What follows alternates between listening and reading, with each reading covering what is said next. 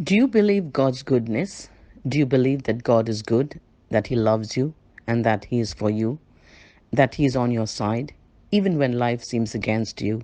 Do you believe that God is for you? Believing God's goodness is basic to what faith is all about. Many people say they believe that God is good, but they do not live as if it were true.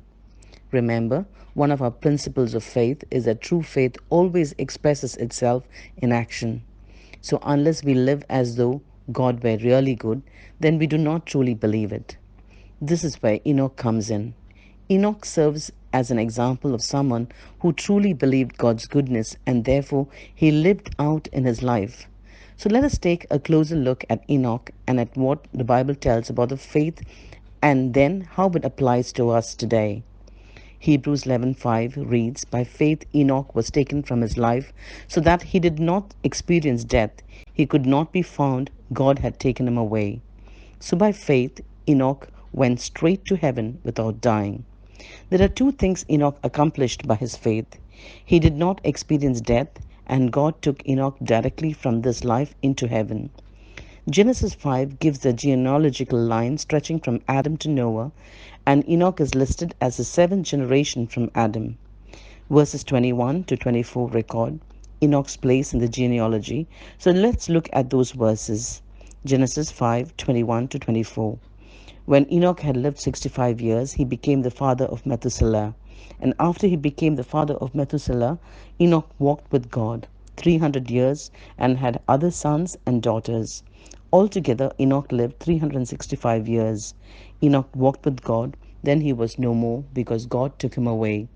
The implication here is that Enoch never suffered physical death, and Hebrews 11 verse 5 confirms this for us. By faith, Enoch was taken from this life. Enoch was a sinner like all other men, and therefore Enoch was under the curse of death. If God had not taken him away, most assuredly he would have died for his sin. But his extraordinary faith, Enoch did not experience physical death. That's amazing.